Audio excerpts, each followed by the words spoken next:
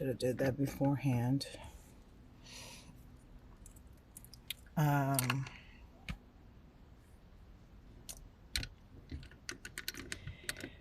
so I took a listen to the video that I made last night in reference to the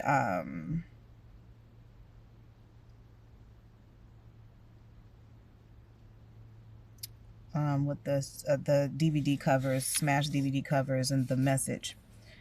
And so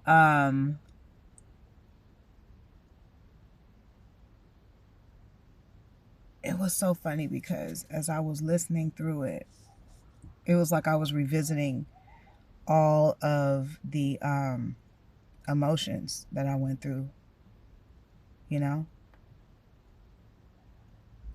And I had to ask myself, I was like, is this something that you would be ashamed of someone else hearing? And I was like, no, because it's how I feel. It's how I fucking feel. I feel like, excuse me, y'all. I feel like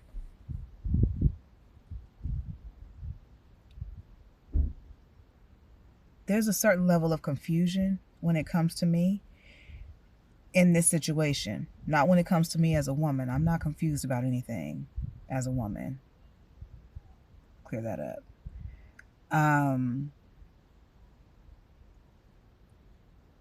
But there's a certain level of confusion when it comes to the situation that I've been placed in.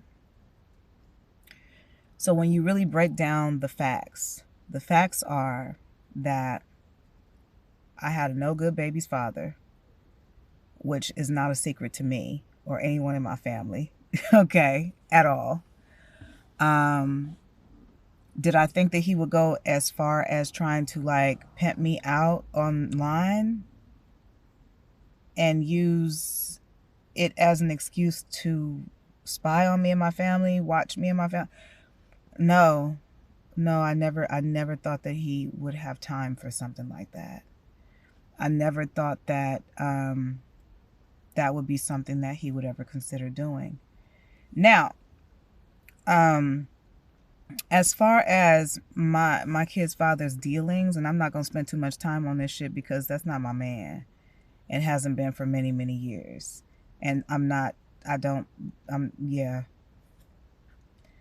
You know what I'm saying? So whoever is with him and thinks that there's a situation, you might be wasting your time. Okay? So anyway, moving forward.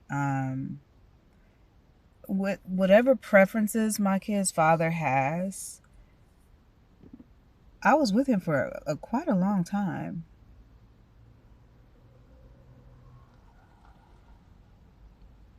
Okay?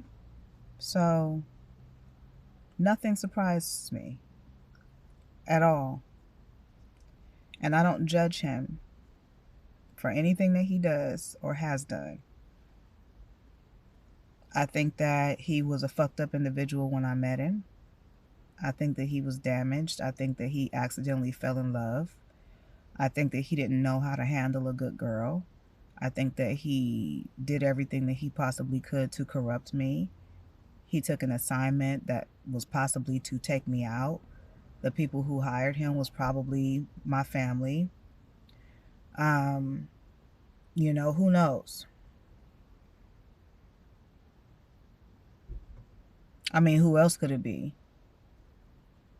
Who else would want me dead? Who else would really care if I lived or died?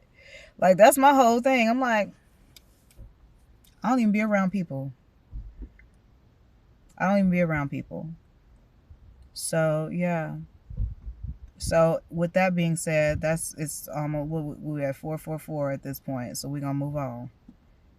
So past that, I decided it's time to move on after several years of just kind of like leaving the door open for, my children's father to come through and do what he was supposed to do.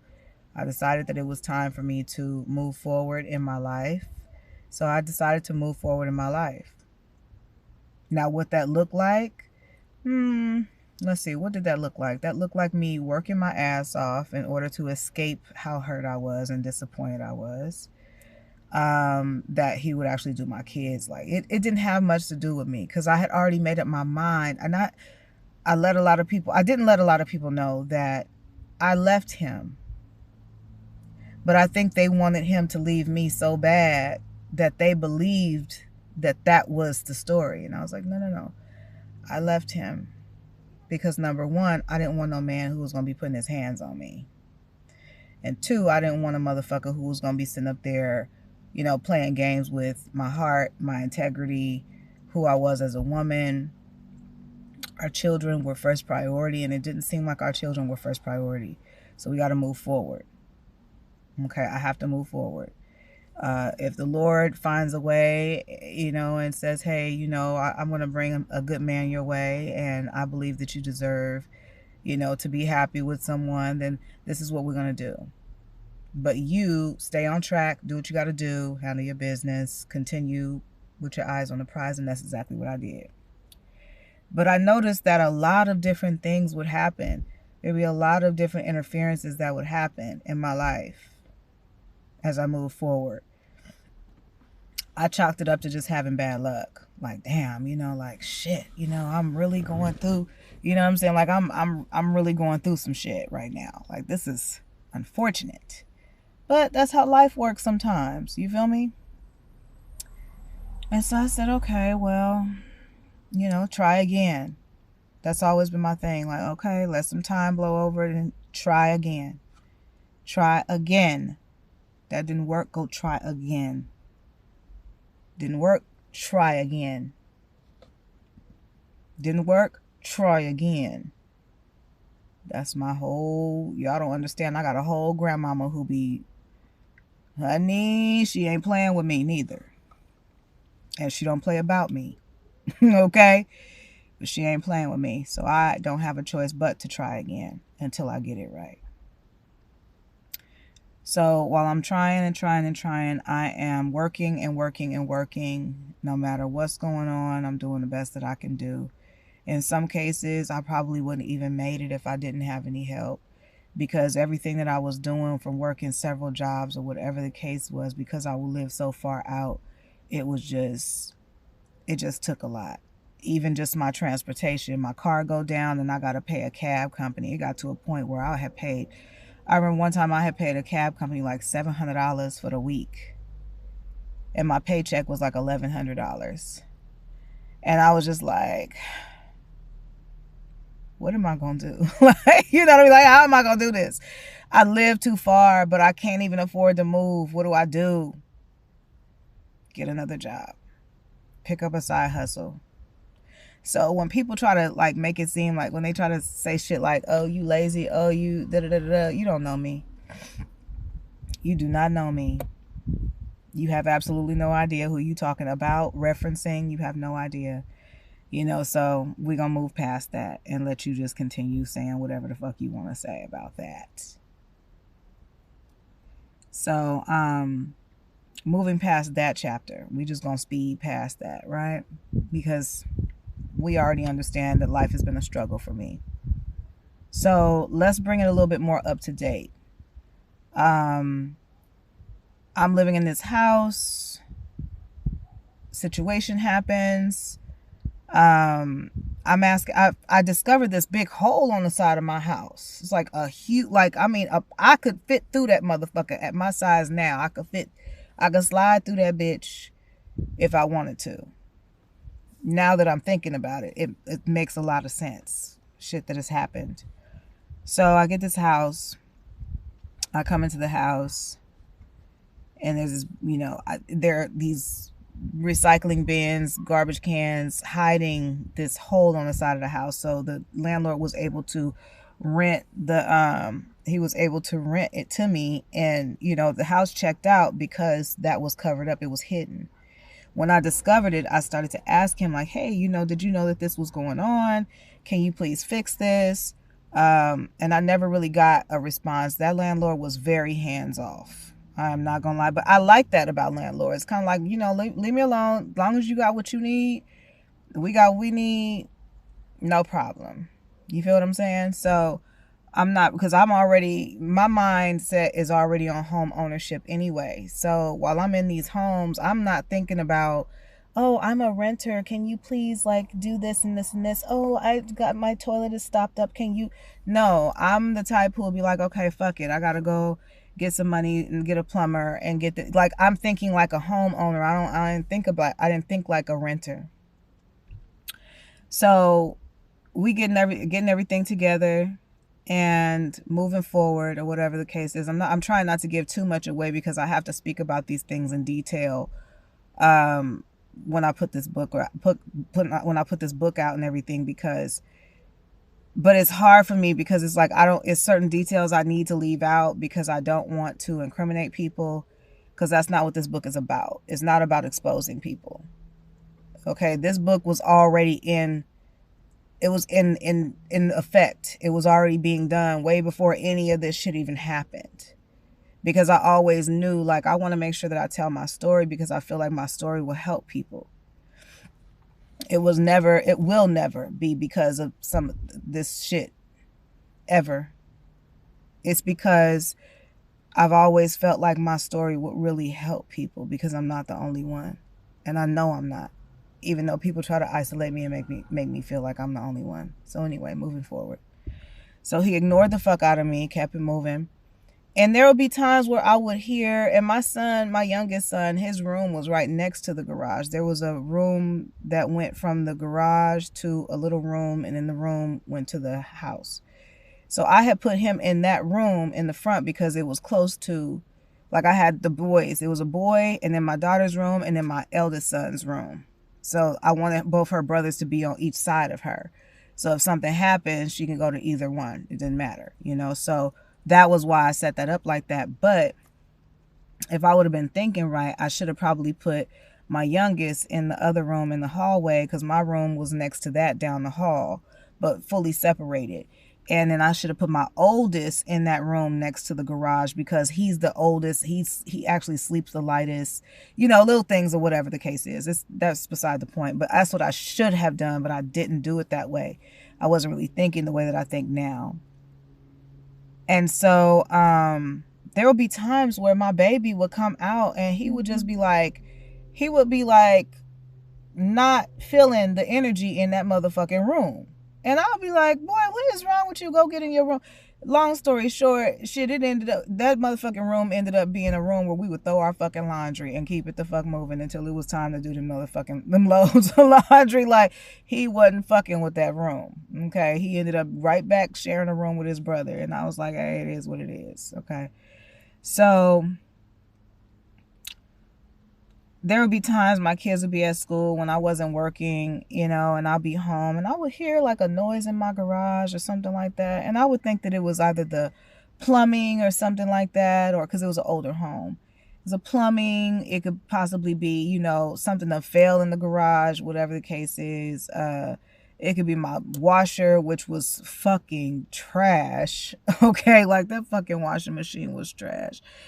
And so, and it would knock at times, like it was just, yeah. So anyway, so now that I'm thinking back, I'm like, there was someone in your home. There was someone in your home. And when we first moved in, I heard some people actually come into my garage. And then they left out, but they left the side door open. But they didn't take anything. And it was when we first moved in and we had nothing but boxes, right? And I was like, well, whoever it was, they didn't take nothing. I said, you know what? It might have been the people who used to live here. Maybe they left something behind and they needed to, come get it real quick, whatever it was. They might have needed to just come get it. And then it's like, all right, we out. I didn't think anything like, oh my God, somebody burglarized my house. I didn't think anything like that. Like, my mind just didn't live. I just wasn't living like that. So I'm like, I don't know. So anyway, moving forward, several years. Because of the distance, I went through a lot of depression because I had got caught up. Somebody had called the police on me one day. I'll write about it. Don't trip. And I ended up getting caught up, and I didn't have a car for probably like 3 years. So I was catching buses. I was I was taking Ubers. I was, you know, cutting deals with cab drivers. I was doing all kind of shit for the longest time. And so I just got tired of it. I got tired of working my ass off for that lifestyle. You feel me? And it was just time to go. And so when I made that one last request to my landlord, and I was like, yo, I need you to fix this situation. You know, once I saw, because I was cutting down the milk thistle that was on the side of, that's how I learned about milk thistle, actually, because I was like, what is this with this beautiful flower, but it's got all these fucking thorns and shit. And then the herbalist in me is like, check and see if this is something that you can actually use, you know. And it turned out to be milk thistle. So which was a very valuable weed, by the way. It'll save your damn life in many cases. So I was cutting that down on the side of the house because it had grown really, really high. And that's how because I had to move the bins out of the way. And so that's how I discovered that there was this huge hole on the side of my house that, I love it. I love it. I love the babies around here. They just give little babies. They're so sweet. And there are a lot of like Asian American people around here. And so a lot of the families are, of course, you know, like Asian American, Indian American. Very seldom do you see, I've even seen a few Russian people around here. But very seldom do you see black people around here. And so when I come out, they kind of like look, everybody's like kind of looking at me, but they don't make me feel uncomfortable at all. I felt very, very welcome here by the community. I've had my experiences, but I would never put it on race at all. But I have had some experiences here that have been uncomfortable, but I don't think that it had anything to do with race. I think it had something to do with the situation that I'm currently in. You know what I'm saying? But for the most part, like I've enjoyed my visit here in this part of the South Bay. It's been so beautiful. It's been nice. And the babies are just so gorgeous. I just love it so much. But anyway, so and honey, I'll be done fell out when I see them running their little legs. I'll be like, I can't. I just can't. It'd be so cute. And all my kids grown, and I'm so happy I made it through that stage because they be too busy at that time. But it's just like, anyway, they're just so adorable. Anyway, so moving forward, once I discovered the big hole, I let my landlord know what was going on. He didn't want to help me. And I was like, yo, like, what the fuck is going on? Yo, like, nigga, this is a situation. Like, this shit got my light bill and my heating bill hella high. Like, now I'm understanding what the fuck been going on and why these bills so fucking high and why. And it became a situation where he just ignored the fuck out of me. And I was like, oh, okay. So I'm not going to be able to pay this rent. I'm going to just hold on to this money. And I held on to that shit. I held on to it. And you know what I did? When it came time, he wanted to evict me. And he went through the whole process. And I said, you know what? It's okay. Do whatever you need to do. I just gave up on everything. I was working with a program at that time, like a housing program at that time. I let it go. Go ahead. Take it up. Take all the, go. Take all the shit. Take it, because I'm not going to keep working my ass off and I'm still going through problems. You know what I mean? Like, I'm not going to keep doing this. Obviously, whatever is going on in my life right now needs to be realigned. Something needs to change. So I don't know what needs to change. So I'm going to allow everything to change. Real shit. This is my story in brief. And so, yeah, so I decided after that, you know, we ended up going to court. I did show him like, hey, like my house ended up having mice in the house because of this big ass hole. You could go in there and see it was obvious what was going on. It was obvious what was going on. So eventually I moved forward, and, you know, there's a move out date. And I remember, when I start writing about this shit, y'all gonna be like, wow, this is a story. But anyway, so the move out date came. We left. I was petty as fuck. I ain't gonna lie. I left all the windows and all the doors open. I left the garage door open. I left every motherfucking thing open. You want your motherfucking house, then here's your house. And it was clean. I cleaned the house out. There was nothing damaged. There was no, I've never been that type of person to leave a home in a really bad situation. Like, I've never done that. You know what I'm saying? Like, that's just never been me. Because I think about it from a homeowner's perspective. And would I want somebody to do me like that? Hell the fuck no. So I do what I can, and then we move forward. You know what I'm saying? So that's how that went. And so then it was just me and whatever little pocket change I had. And me and my children went to Sacramento, because that's kind of like where I started with my son. I had my eldest son in Sacramento in 2001. And I decided that, maybe we can start over by taking a couple steps back. And, I had to make sure that the kids, they were in school and stuff. So this was my very first time, like, learning how to re-enroll my children, because they had grown up in this school system. So it's like an automatic rollover, like, oh, you're in middle school, you're going to this middle school, da, da, da. Like, I had no idea like how to re-enroll, how to do any of that. I didn't know any of that shit. So I had to learn all that. And I had no job. And all I had was the money that I had withheld, right? And I was like, I'm not giving that up. So we slept in our car. I had bought like this old Toyota Camry, and I called her Betsy, and she needed a water pump. And so I bought her for about $400 because of the overheating and stuff like that. And then I went and bought a water pump for like $170. And I paid somebody like $100 and some to put it on. And then to make sure that we had oil and stuff like that in it. And so it was a good investment. I mean, shit, eventually it took us all the way to LA, and we was around that motherfucker all the way up until somebody towed my car.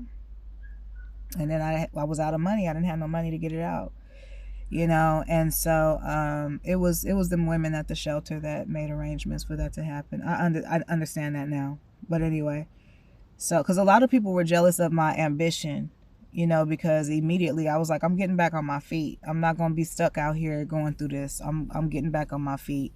I was so focused on getting back on my feet, finding work, getting my life together, handling what I needed to handle, that I didn't really see what was right in front of me, which was, a bunch of people who were trying to convince me to either be a part of something that they had going on, or they were trying to attach themselves to what they thought I would eventually have going on. And so I didn't realize that. I was just kind of like, oh, I'm enrolled in this program. This lady who I'm actually jumping ahead of the story. So anyway, I'm in Sacramento. I'm in Sacramento, back in Natomas, which is where, that's where my roots are, is Natomas. Back when Natomas was new, basically. When old Natomas was new Natomas is when I was there. So we talking 2001. And so there's a Walmart out there, I believe. When that Walmart was new, when it first was built, that's when I moved out there. That's when I was out there. I had my son out there. My son was born at the General Hospital out there. And so yeah, that's crazy how time just flies by. That's crazy. But anyway, so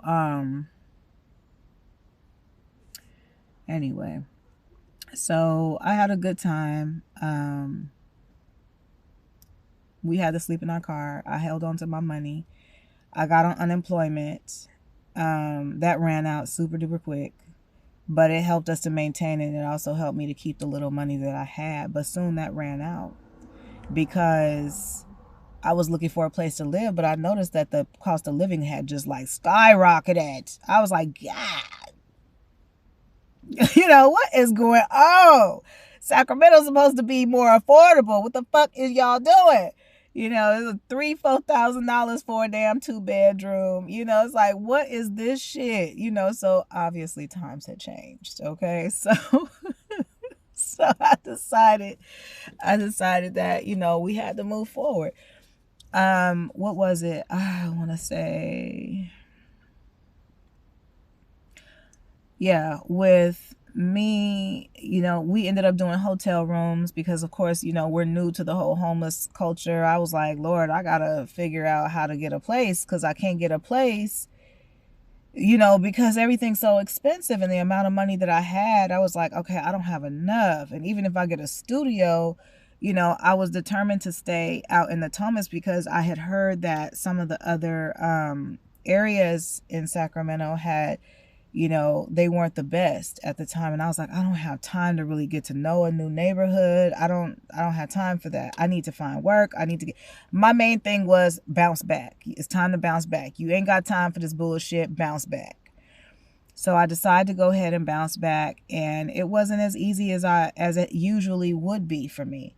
And the only reason for that was because the price of living had gone up. And then I'm like, okay, well, now I got to get myself together, and I got to, you know, find myself another job. So I started, you know, sending resumes out, and I wasn't getting any callbacks, which I was like, you know, it's SAC. So that's different. Like SAC is SAC. You know what I'm saying? It's just, it's not the same. And all my experience was in fashion, and all of my experience was in the city.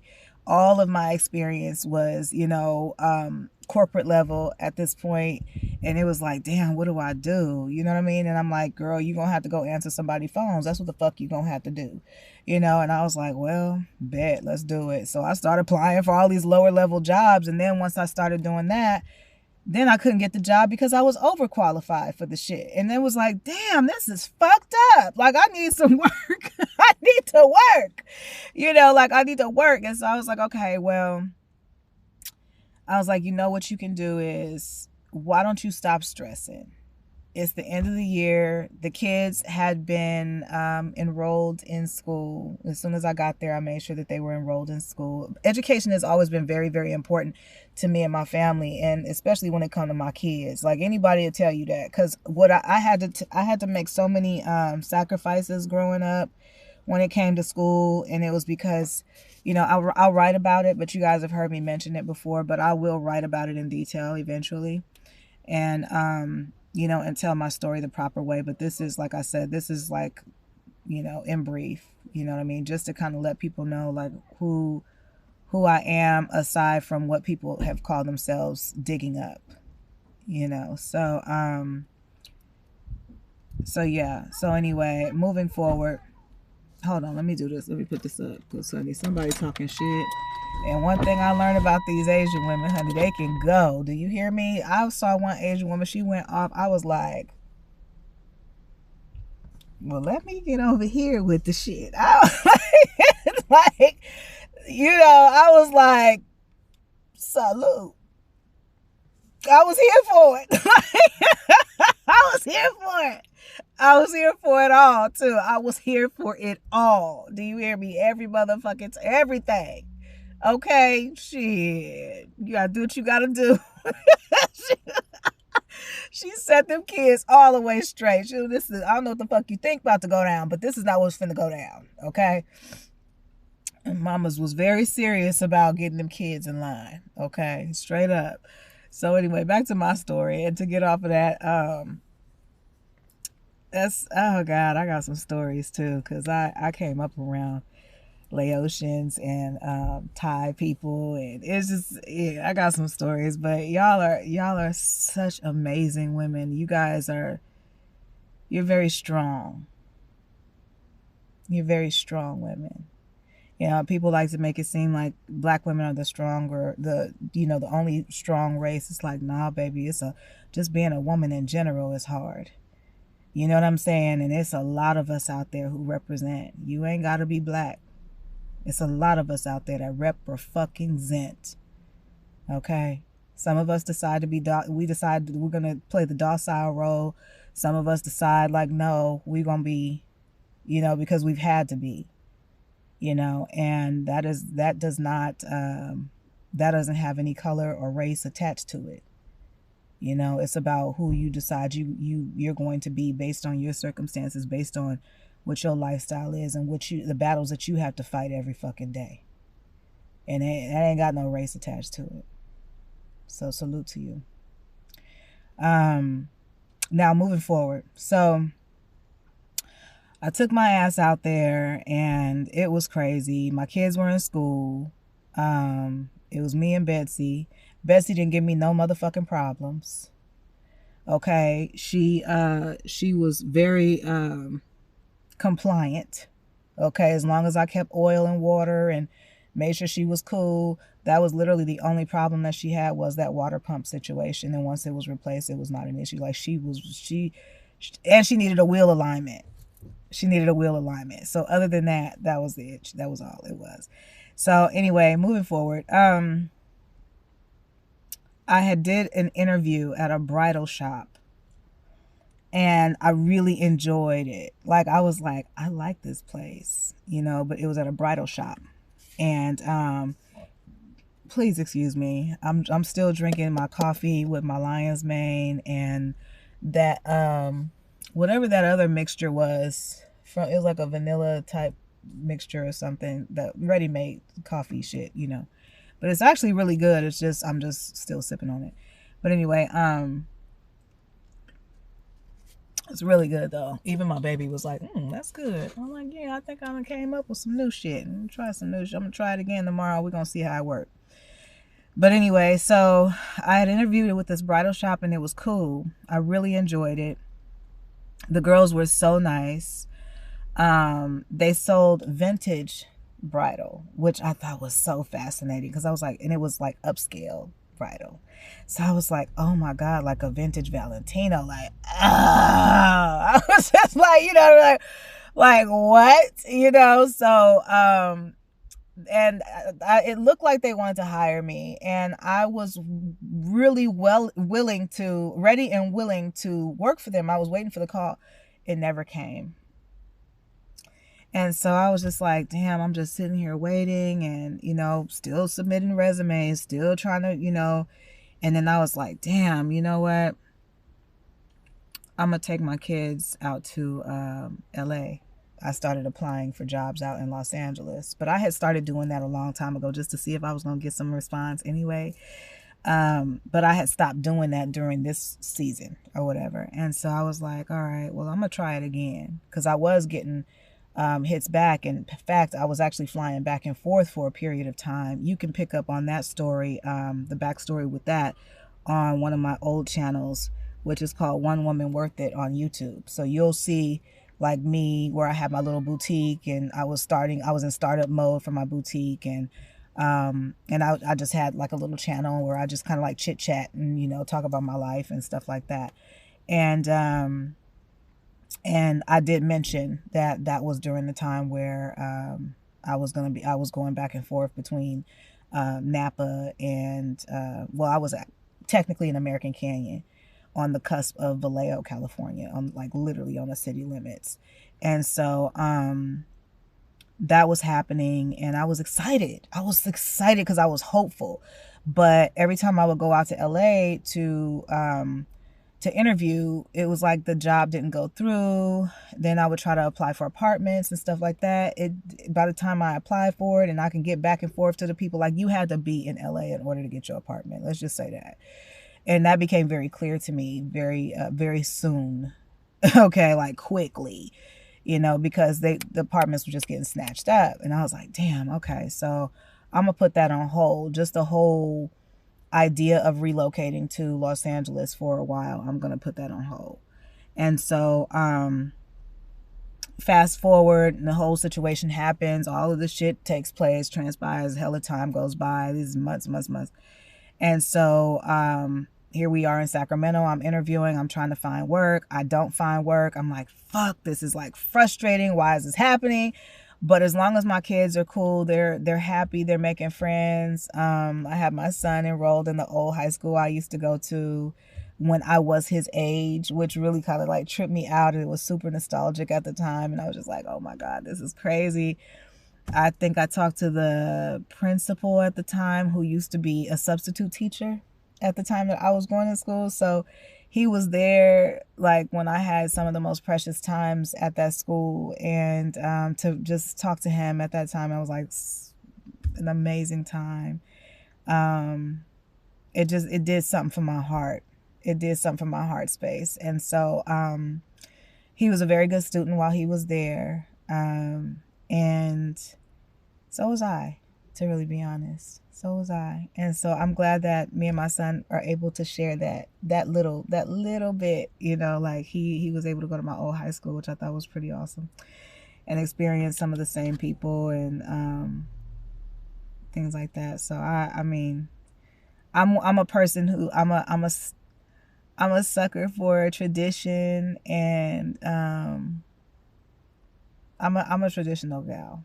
I just don't lead a traditional life, but I do love tradition. So that was almost like kind of close to a tradition. Like, you know, I went there, so you're gonna go there, that kind of thing. But I didn't press him like that. You know, it was just it's almost, you know. So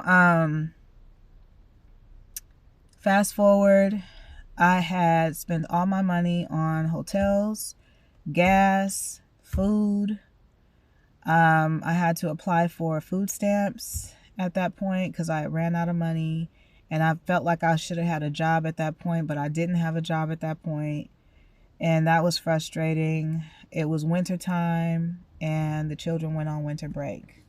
So during that time, I was just like, you know what? We were sitting there, and I remember one time, there was a man. We were in, oh gosh, I want to say that was Natomas still, but I'll talk about that another time. But I'll talk about that another time because that's irrelevant to right now. So anyway, eventually we get on the road. It's late night, and I started crying, and I was just like, Lord, what am I gonna do? I got my babies out here.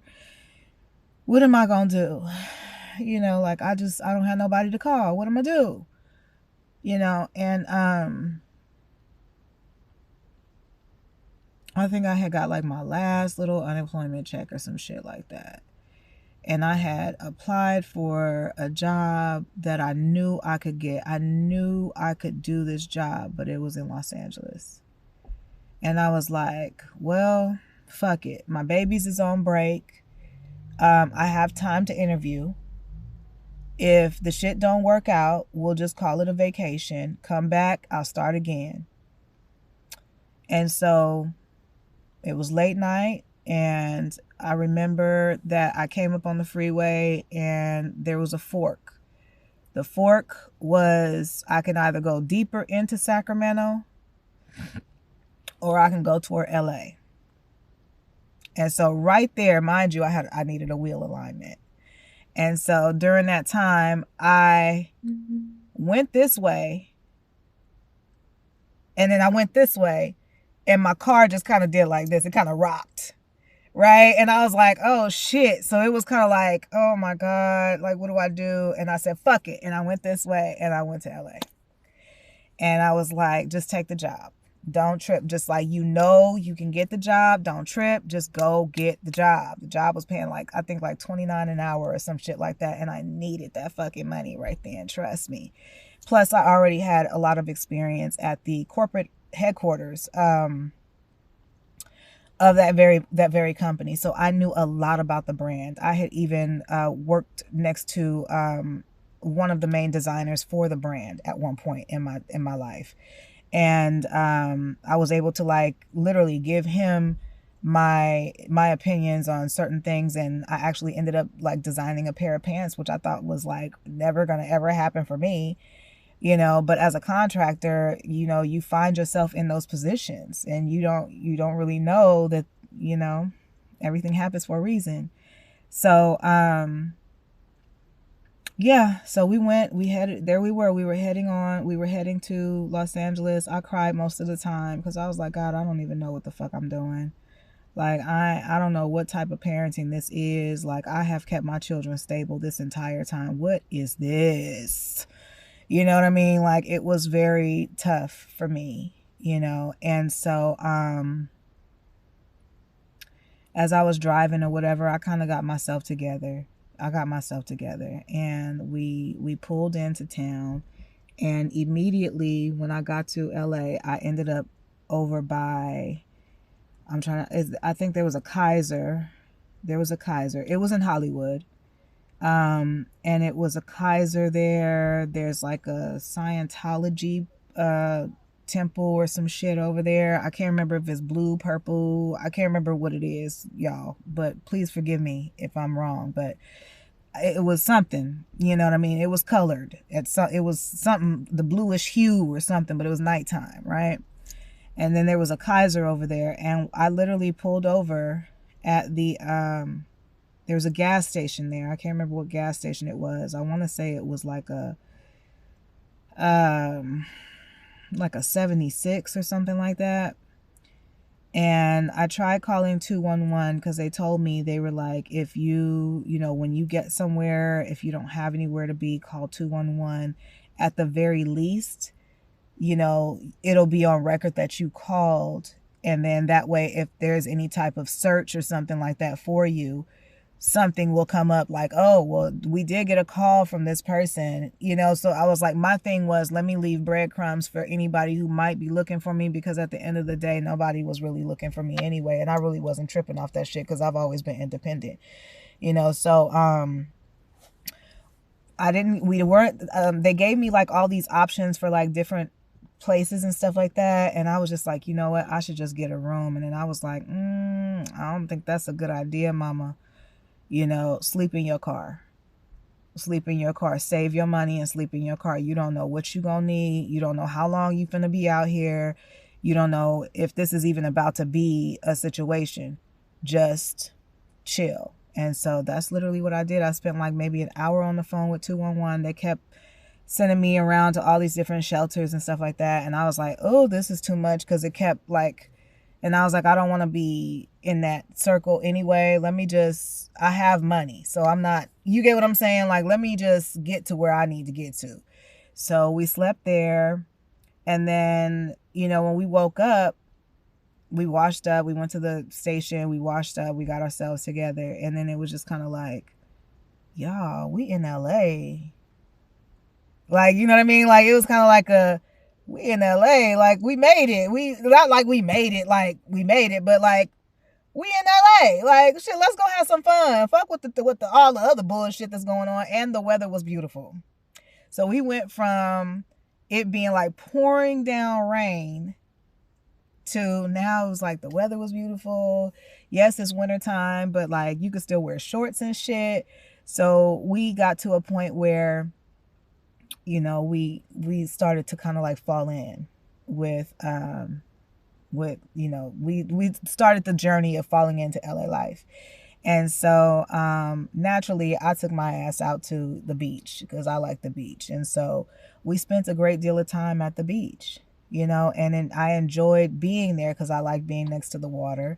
And I'm also a very spiritual person, as plenty of people have now figured out. And I like to get in the water. I like to put my feet in the water. I like to speak to the Lord in the water. I like to pray in the water, meditate in the water. Like, it's certain things I like to do in the water, you know, so that's just me. It always has been me. That's nothing new. And so fast forward, I went to the I missed the interview. Okay. I missed the interview. I'll write about it. Okay. Then long story short, I missed the interview. It was not my fault. I missed the interview, and they rescheduled me for another location, but they couldn't schedule me for that location. It just wasn't going to happen because they had to move forward. They needed someone like immediately. And I was like, I need it immediately. What are you doing? But whatever. So I went out to that location and then got pulled over by the police. Mind you, my tags was bad. I didn't even have no license. Like, it was all bad. So I can't remember where we were, but we were out in the boonies. And I want to say it was like out toward, I can't remember. Don't have me lying. Anyway, so I went to that interview, And it went well, actually, as far as I was concerned. I felt like it went well with me. But I feel like I can't remember why I didn't get that job. Why didn't I get that job? She told me too. I feel like... What did she tell me? Anyway, the point was I didn't get it. I was bummed out, but I wasn't heartbroken. You know what I'm saying? At that point, we had already found a place to live. You know what I'm saying? We had already, it wasn't the best, but we had found a place to live. And I was in the process of enrolling my children in school. And I was like, let me just, get them just in case I stay and I get the job.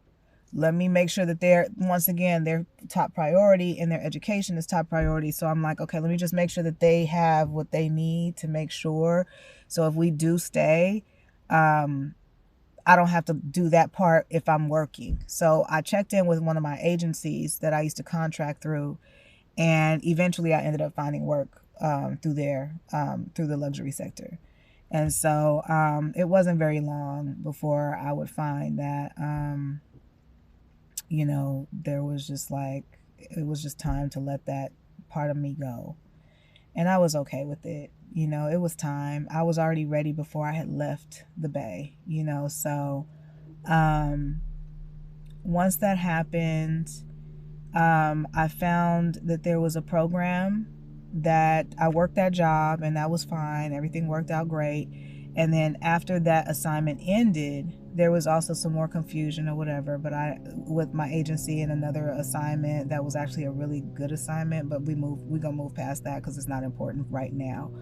So I eventually got accepted into a program that teaches you how to code. It teaches you about front end and back end development. It runs through all these different levels of, or different facets of, the engineering industry.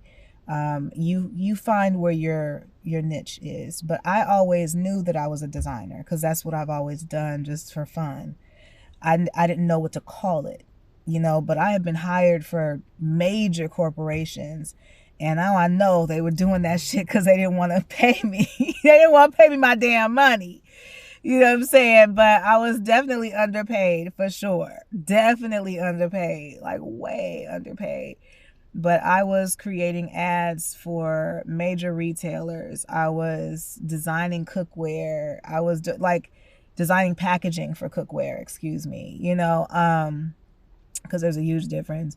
But I wasn't a stranger to Adobe. I wasn't a stranger to knowing how to, design and sketch and get things like that's always been me. This just always been me. I just didn't know that there was a name that was attached to what I always did naturally until this program. And that's the only thing I can really thank that program for. It didn't work out with the program. I didn't finish it. Just petty girl shit, which happens all the time. And, I decided to move on. I eventually went and got, instead of getting that one certification, I ended up going forward and I gained 5 different certifications in the same sector, which would be UX UI design. And so with UX UI design, there is not much coding available, or not available, but necessary to do that. It's mostly designing. So I became the person who was not a strong coder, but I was a strong, or one of the strongest, if not the strongest in my class, designers. And so I became the person who was known as design to code. So now it's like, oh, well, your strength is not coding. You're going to need more time to figure out your coding style. But if you can design it, then we can figure out how to break down your design into code, and then you can do it that way. So it was never, oh, I'm going to code this and then it's going to come out like this. No.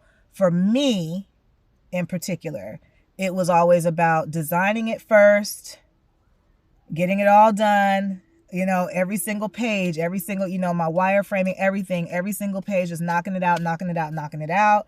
And then going back to the beginning, if I decide that I want to be the one to code it, instead of sending it over to a developer to do, I would be the one to piece by piece, line by line, design by design, coding each element of my project. Okay, which would be my website or my app or whatever the case was. So my original plan was to, after I left that program, because it was kind of like a no choice kind of a thing, because I was like, I'm not going to be put in this type of shit. I don't want to be a part of this.